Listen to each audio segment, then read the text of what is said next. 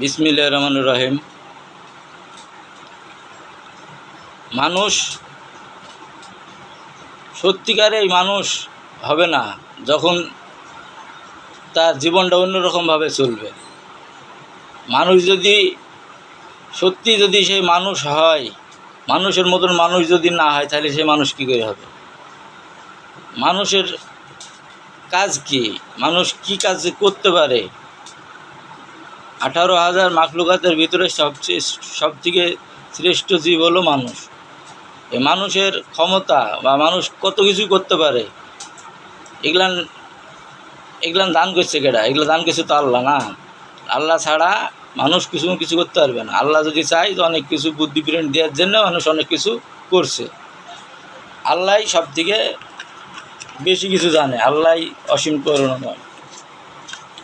এই যে মানুষকে পিষছে, মানুষের উপরে হিংসা করছে, মানুষের ক্ষতি করছে।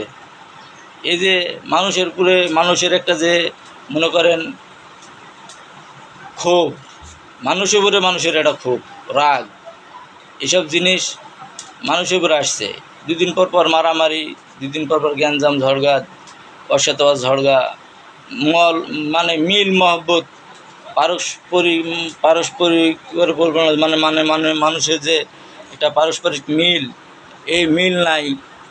মনে করেন মানুষের সাথে মানুষের কোনো সম্পর্ক এড়োছেড়ো, মানুষ অভাবে পড়ছে, মানুষ নির্যাতনের শিকার হচ্ছে, বিভিন্ন রকমের সমস্যা মানুষের ভিতরে আছে, মানুষ পড়ছে।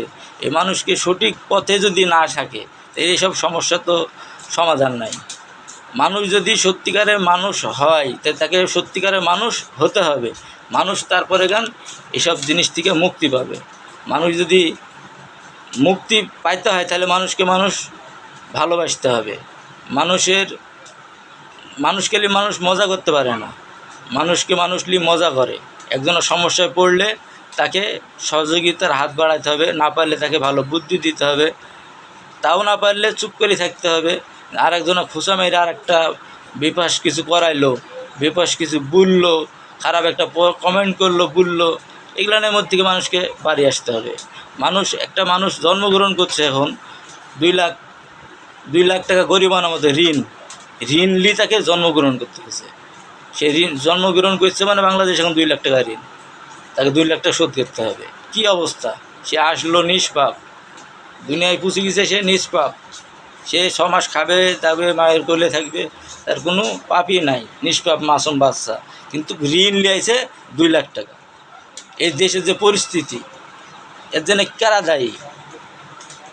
একটা মানুষ জন্মগ্রহণ করছে, 2 লাখ টাকা ঋণ লিয়ে চলে আসছে। এই যে ও তো ঋণ করে আসেনি, ও তো নিষ্পাপ হয়ে আছে, ও আর মাথার উপরে 2 লাখ টাকা ঋণ হয়ে গেছে, ঋণ নিয়ে আসছে। এটা কিন্তু বাংলাদেশের ম্যাপেই বলছে যে একটা মানুষ এখন জন্মগ্রহণ করলে 2 লাখ টাকা ঋণ। এই যে পরিস্থিতি, এই যে ফ্যাসাদ, এই ঝড়গা ঝাঁটি, এই যে শান্তি নাই, এই অশান্তির মধ্যে সে এসে পড়লো, এদের দায়িত্ব কে নেবে? কার দায়ভার? সে মানুষটা তো ঋণ হয়ে আসেনি, তাকে বানাইনি হয়েছে, সে আইছে ঋণ।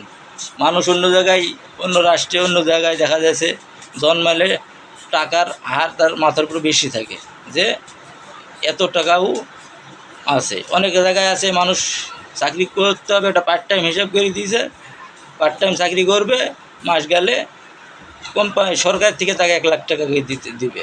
1 লাখ টাকা তার বেতন মাসে সে পাবে। 1 লাখ টাকা তার ইন্টারেস্ট থাকবে প্রতি মাসে। জন্ম হচ্ছে, তার একটা সিস্টেম আছে, টাইম মতন লেখাপড়া শেষ করি সে একটা কর্মে ঢুকে যাবে, এই কর্মে থেকে 1 লাখ টাকা করে পাইতে থাকবে। ওরা পাচ্ছে, আর বাংলাদেশের মানুষ ঋণ হয়ে যাচ্ছে, ঋণ হয়ে মনে করেন যে বিপদের মধ্যে তাকে আইসি পাচ্ছে।